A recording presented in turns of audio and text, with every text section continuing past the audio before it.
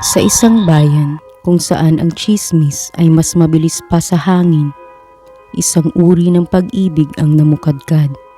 Hindi karaniwan, hindi inaasahan, at lalo nang hindi tinatanggap ng karamihan.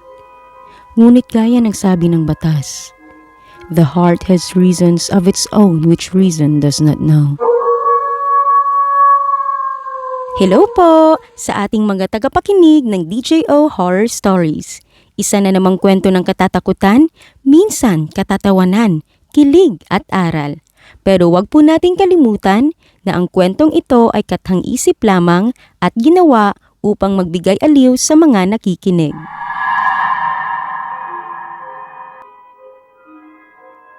Isang pangkaraniwang araw sa silid-aralan ni Ma'am Mira.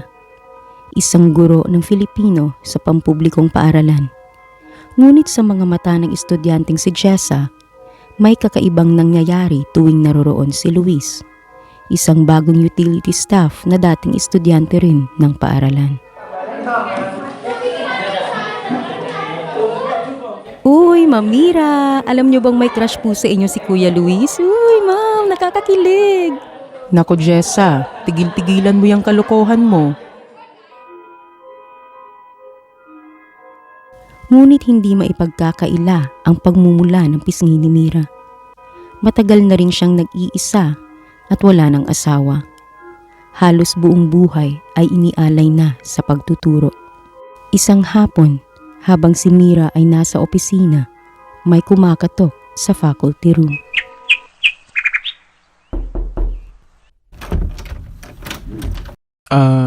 Ma'am, magandang hapon po. Busy po ba kayo? May aaminin po sana ako sa inyo Kung okay lang po sana. Hindi ko na po kayang itago, ma'am. Matagal na po akong humahanga sa inyo.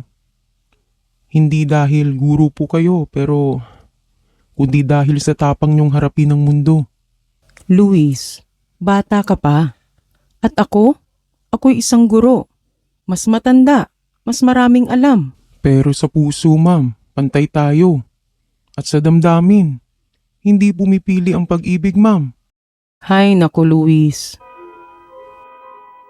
Kinagabihan, bago umuwi si Mira galing sa kanyang opisina, may hindi inaasahang pagkikita sa lumang silid ng Science Building, kung saan madalas nagkukumpuni si Luis ng sirang kagamitan. Ngunit sa gabing iyon, may kakaiba.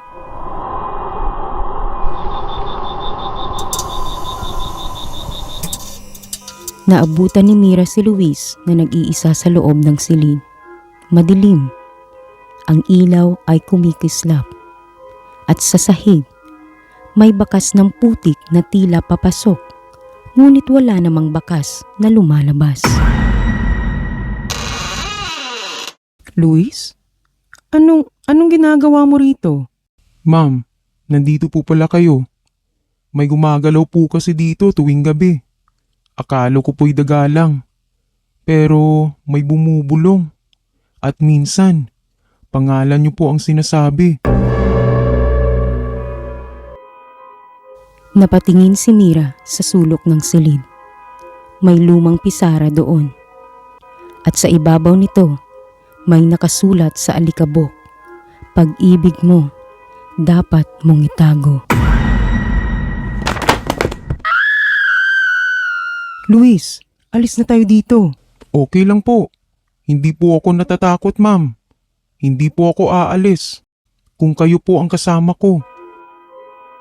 Sa dilim ng silid, sa gitna ng misteryo at takot, isang tahimik ngunit matinding damdamin ang pumutok sa pagitan nila. Isang damdaming hindi maipaliwanag, ngunit totoo.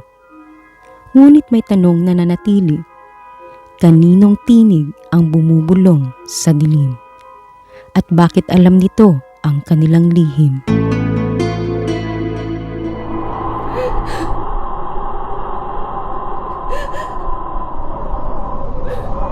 Ang silid na yun ay sinasabing dating lugar ng isang guro na umibig din sa estudyante.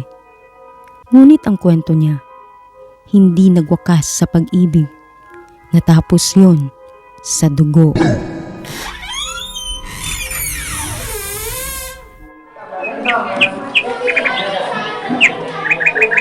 Uy, Jessa, alam mo bang nakita si Ma'am Mira at Luis sa labas? Parang date ha? Ano namang masama kung nagmamahalan sila? Hindi ba dapat masaya tayo para kay Mamira? Hello? Sa edad niya? Sa estado nila? Aba, nakakahiya sa paaralan. At sa mga bulong-bulungan, nag-ugat ang investigasyon. Ngunit hindi nagpadaig si Mira. Sa harap ng lupon, buong tapang niyang ipinagtanggol ang kanyang damdamin. Order in the court. Ano pong kasalanan kapag nagmahal? Hindi ko siya pinilit. Hindi din ako nagloko. Kami ay nagmamahalan. Tao rin po ako. Naihayag ang katotohanang walang batas ang nilabag. At sa halip, naipakita ang dangal ng isang pusong marunong magmahal. Kahit ito'y hindi maintindihan ng iba. Sa huli, pinaburan si Mamira. Hindi raw kasalanan ang magmahal. Kahit pa magkaiba ng edad, estado o kaalaman. Isang tagumpay ng puso laban sa mapanghusgang lipunan.